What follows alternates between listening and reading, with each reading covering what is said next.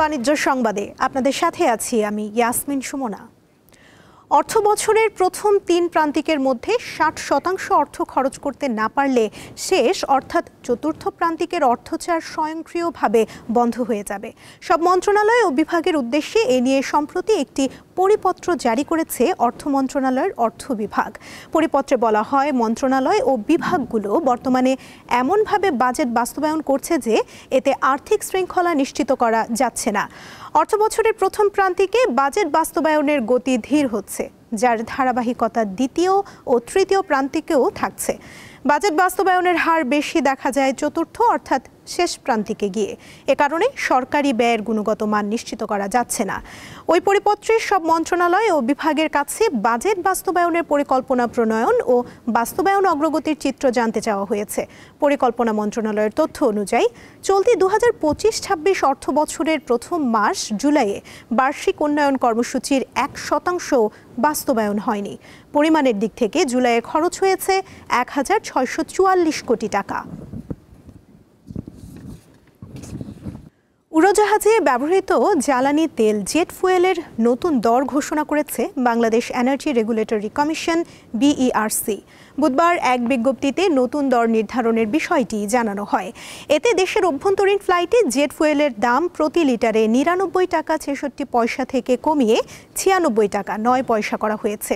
এছাড়া আন্তর্জাতিক ফ্লাইটে প্রতি লিটার $.6502 থেকে কমিয়ে $.633 নির্ধারণ করা হয়েছে। এর আগে গত আগস্টে বাড়ানো হয় জেট ফুয়েলের দাম। সে সময় প্রতি লিটার জেট ফুয়েল ৯৮ টাকা ২ পয়সা থেকে বাড়িয়ে ৯৯ টাকা ৬৬ পয়সা নির্ধারণ করা হয়।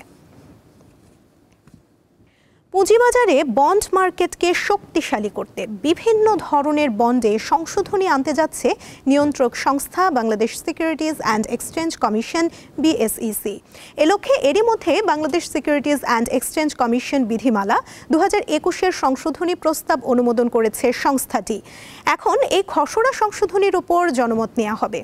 বুধবার অনুষ্ঠিত BSECর ৯৭২তম কমিশন সভায় এই খসড়া প্রস্তাব অনুমোদিত হয়। পরে BSECর সংবাদ বিজ্ঞপ্তিতে জানানো হয়, টেকসই বন্ড তথা সামাজিক বন্ড, কমলা বন্ড, লিঙ্গভিত্তিক বন্ড ও সবুজ বন্ড ইস্যুর সুযোগ সৃষ্টির জন্য বিধিমালায় সংশোধনী প্রস্তাব অনুমোদন করা হয়েছে।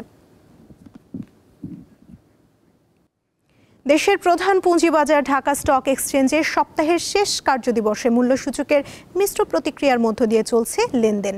একই অবস্থা চট্টগ্রাম স্টক এক্সচেঞ্জের। পুঁজিবাজারের খবর জানাতে এবারে চট্টগ্রাম থেকে যুক্ত আছেন সহকর্মী রুনা আনসারি। রুনা, চট্টগ্রাম পুঁজিবাজারের লেনদেনের সার্বিক পরিস্থিতি আমাদের জানাবেন।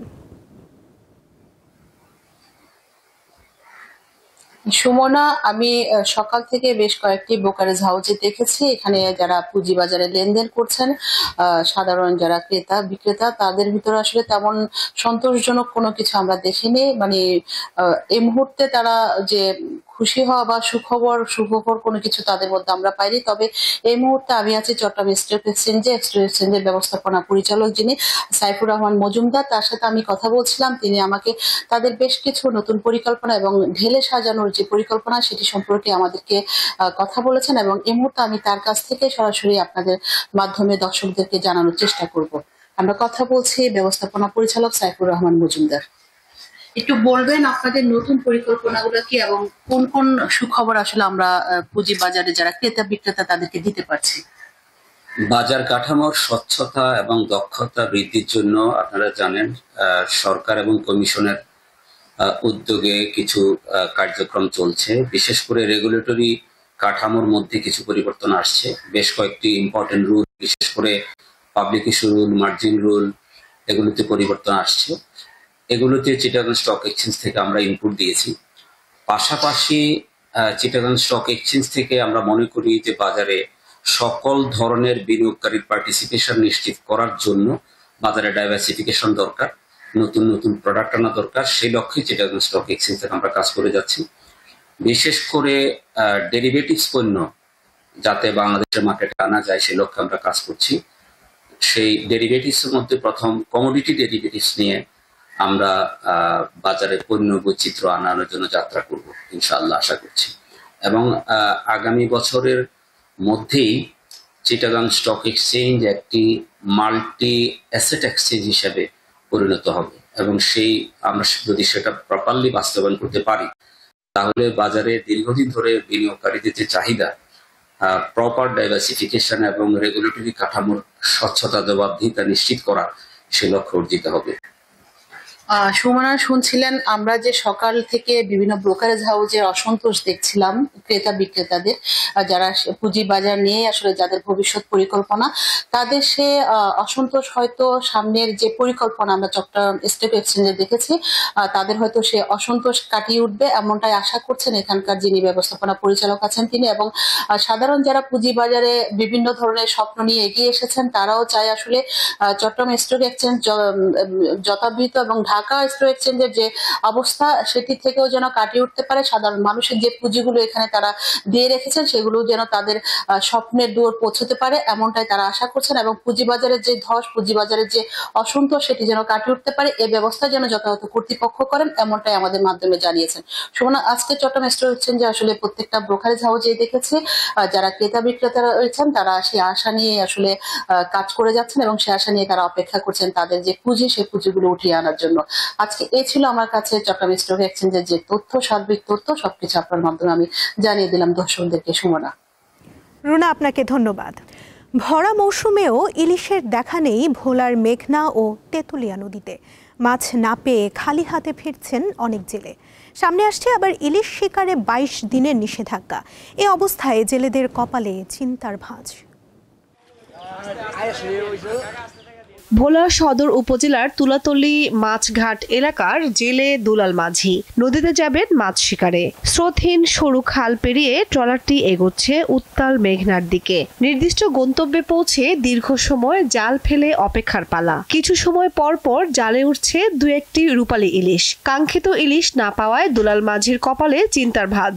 নদীতে আসার পরে দেখতে হয় যে আমার 500 হাত কিংবা 5000 হাত জাল আছে, আমি জালটা ফালাইতে পারুম কিনা, অন্য অন্য জেলা আছে কিনা, তাদের জাল চায়া আসল চায়া যে হতের হিসাব করিয়া যে এই হতের থেকে খেয়াল হইলে আমি সামনের জেলাটা পামু কিনা।